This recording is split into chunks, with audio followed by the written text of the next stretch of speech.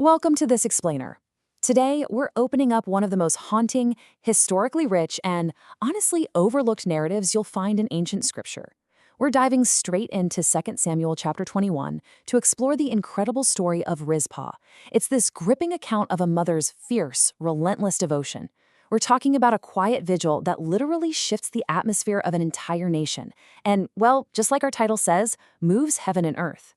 We're going to unpack the deep seriousness of ancient covenants, the really heavy cost of injustice, and the completely unexpected ways that a single act of faithfulness can bring profound healing. Let's get right into it. To really understand this story, we have to start with the crisis. For 3 unrelenting years, a severe famine struck the land during the reign of King David. I want you to just imagine the sheer desperation for a second. 3 consecutive years without sufficient crops, no rain.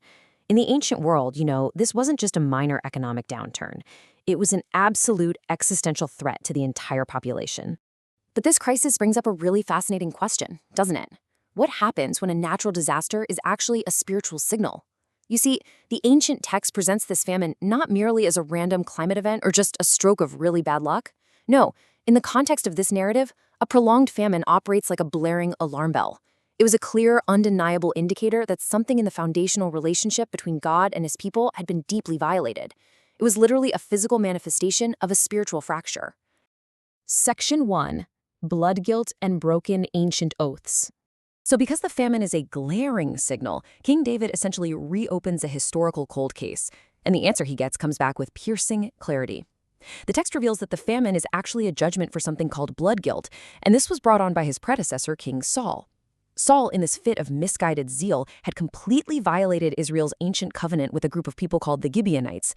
And we're not talking about some recent treaty here. This was a sworn oath dating all the way back to the book of Joshua chapter 9. Jewish tradition heavily emphasizes that an oath made with God's name is not just some casual political agreement you can walk away from. It's a sacred bond. To break that bond is to wound the very order of creation itself. Saul tried to annihilate the Gibeonites, and now, years later, the land itself was groaning under the immense weight of that injustice. To fully grasp what happens next, we've really got to understand this specific term, blood guilt. In the ancient Near East, it was a concept where innocent blood literally pollutes the land until atonement is made. Now, I know this ancient legal framework might be a bit difficult for our modern minds to digest, but the text presents it completely impartially as a strict legal necessity of the time. This wasn't about personal vengeance. Restitution absolutely had to be made to cleanse the land and restore balance. So, David goes to the Gibeonites and asks how he can make this restitution. David was likely expecting to pay a financial settlement, right? But the Gibeonites flatly refuse any silver or gold. In this ancient context, financial compensation simply cannot atone for broken oaths and innocent lives. Instead, they issue this stark, totally uncompromising demand. They ask for 7 male descendants of King Saul to be handed over to them to satisfy the blood guilt. And this brings us to a truly tragic sequence of events. First, that uncompromising demand for the 7 descendants is made. Second, acknowledging the heavy legal weight of the broken oath, King David agrees to the terms. Third, the 7 men are handed over and executed right at the very beginning of the barley harvest. But here is exactly where the story shifts dramatically. Among those 7 men handed over are 2 sons of a woman named Rizpah, who was a concubine of the late King Saul. Their bodies are left exposed on the hill, intended to be this public sign of judgment and a really grim reminder of the gravity of Saul's sin. Section 2. Rizpah's fierce, silent vigil. In the face of absolutely overwhelming tragedy and public shame, Rizpah steps directly into the center of the narrative. I mean, just consider the sheer physical endurance of her devotion here. Rizpah takes sackcloth, spreads it on a rock near the bodies, and she stays there. And she doesn't just stay for a day or two, she stays from the beginning of the barley harvest all the way until the rains poured down from heaven. We are talking about a span of months. By day, she's literally fighting off scavenger birds, making sure they don't touch her sons. By night, she's staying awake to drive away wild animals.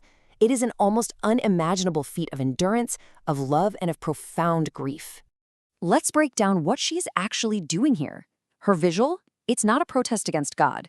Rather, it's a desperate cry against the indignity of leaving the dead unburied. What's so fascinating is that Rizpah does not speak a single word in the entire biblical text, not one. Yet, her silent action thunders so much louder than any speech ever could. She completely transforms her deep, personal, agonizing grief into a profound act of intercession. She's demanding, simply through her lived presence, that human dignity be restored. Section 3. When Heaven Sends Rain. Now remember, the land had been suffering under a 3-year famine, and Rizpah, she had been out on that rock for months. Eventually, news of what she's doing reaches King David, and her steadfast presence finally stirs the king to realign the physical and spiritual realms. First, Rizpah's relentless grief and loyalty deeply move David's heart. He recognizes the righteous action that's required of him. Second, David doesn't just bury the 7 who were recently executed, he actually goes back and retrieves the bones of King Saul and Jonathan as well. Third, he brings all of them together and gives them a proper, dignified burial in their family tomb. The indignity is finally, thankfully, reversed. So the absolutely crucial point here is captured perfectly in this powerful quote directly from the text. After that, God responded to the plea for the land. Notice the freezing there.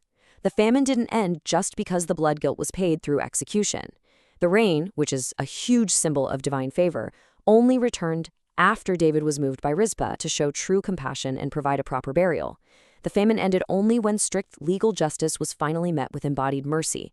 Section 4. Justice and mercy intertwined. Rizpah's actions left an incredible historical legacy that bridges the gap between harsh judgment and compassionate restoration.